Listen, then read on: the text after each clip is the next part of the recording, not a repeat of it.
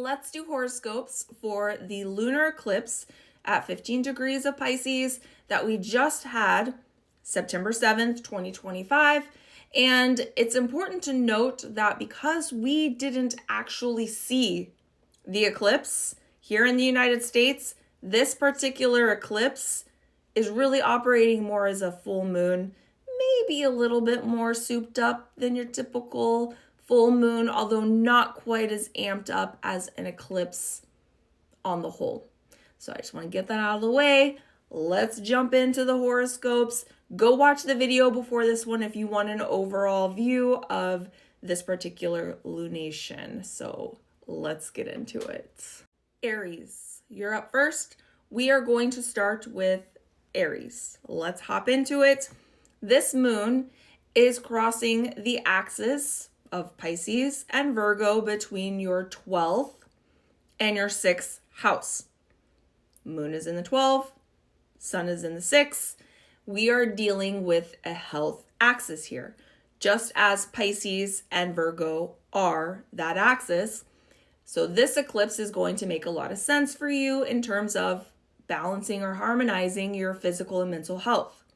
So with the moon and the north node transiting your 12th house, you are likely reaching some sort of culmination with your mental health. Sometimes the 12th house can also be those enemies that we don't see, that we never saw coming.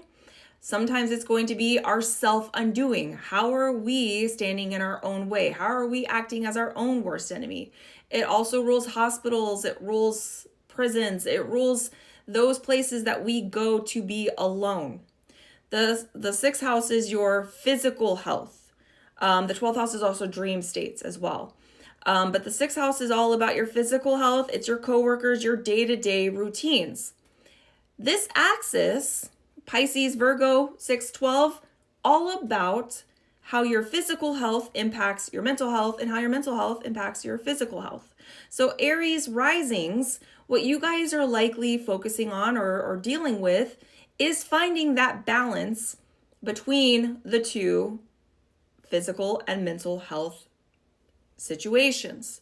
Maybe because this is an eclipse that is ruled by Jupiter, where you're receiving your support from the 4th house in Cancer, maybe you are looking towards your home. Maybe you're unpacking all of these things within the home. Maybe you're looking back through your lineage and finding other family members in your line that may have had certain medical conditions or mental conditions that you also struggle with, and you're finding answers. You're finding some sort of resolution with that. Maybe you're adjusting medications at this time. Maybe you are starting a yoga practice or some sort of physical practice that will help you balance the mental and the physical health.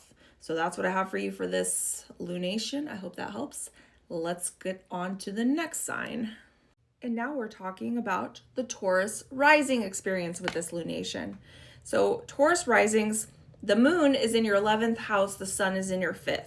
You are finding some sort of balance or trying to strike a balance between the 11th house, which is all about your hopes, your dreams, your friends, your social groups and dynamics, those people that lend value to your legacy and to your career, and your 5th house, which is all about those things that you do for fun, your personal hobbies, your children, your childhood. You might be finding at this time that there is a struggle between finding time to do both of these things well. Perhaps you are trying to let go of some of the social things that you're doing, or maybe you're trying to release some social responsibilities that you've previously had, but now you're realizing you don't have time for the things that you enjoy, or perhaps you need to lean more into parenting at this time. Now, Jupiter is supporting you in all of this from the 3rd house of Cancer. Now, the 3rd house is your community, your local community. It's also books. You might be getting some information on how to do this or how to go about doing this effortlessly from books. You might also be receiving help or support from siblings. I don't know, you tell me. cousins also, or just like going back to your previous neighborhood just to kind of regain some inspiration at this time. So that is how this lunation is likely showing up for you. Let's move on to Gemini. All right, Gemini, this moon is happening in your 10th house with the sun in the 4th. So you are striking a balance between your career and your legacy and your home life, your actual structure of home, perhaps even like some ancestral wounding that could be happening. Jupiter is lending support from the 2nd house in Cancer. So you may be finding at this time that you are trying to possibly figure out the home work life balance, and maybe you're having to let go of certain home life features in order to lean in to really working towards your legacy or your career, or vice versa. It could go either way, really. Again, because these eclipses are like culminating, but then also letting things go, and then it's a weird energy for sure. Now, with that Jupiter coming in from the 2nd house, you're learning your worth, or you're drawing on your self-worth. Maybe because it's in Cancer, you're thinking about how you felt as a child, or how your mother made you feel, or the things that your mother may have said to you as a child, all about your worth. You know, don't let them talk to you this way. Don't let them treat you this way. Know your worth, know your value, price yourself, adequately or positively. Maybe you're learning how to price yourself. Maybe you're learning how to go after promotions for yourself. Maybe you're having to put in a little bit more energy and effort to put yourself out there, but you're having to trade off that home life. So follow your heart, follow your soul, figure out what your path is, and go for it. Know your worth. Let's move on to the next one. Cancer risings, you're up next. So my Cancer risings, this is happening in your 9th house. The moon is in the 9th, the sun is in the 3rd.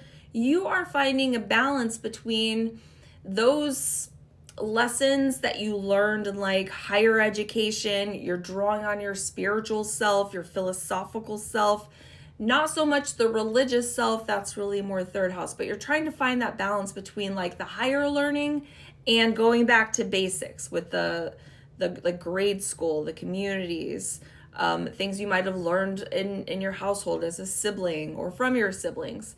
So you are drawing on trying to find a balance between these two things. Maybe you're having a crisis of faith of some kind, and in order to kind of restore that balance between the two, you're trying to draw on certain aspects from your childhood, or certain things that you may have learned in your childhood.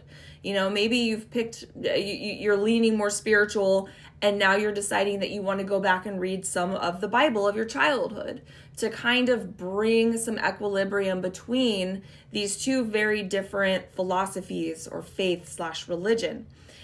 Jupiter is coming from your 1st house. It's lending you support from your 1st house. So you are finding support of trying to find this crisis of faith from yourself. You're drawing on, what do you actually believe in? You have all of your indoctrination as a child versus the things that you've learned as an adult. And while maybe neither one feels 100% in attunement with you, you can draw on who you are and what you know to be true to fully come into your power with your belief and your philosophical systems on life. So that's how this moon is affecting you. Stay tuned for the next 4 signs. Let's keep doing these horoscopes.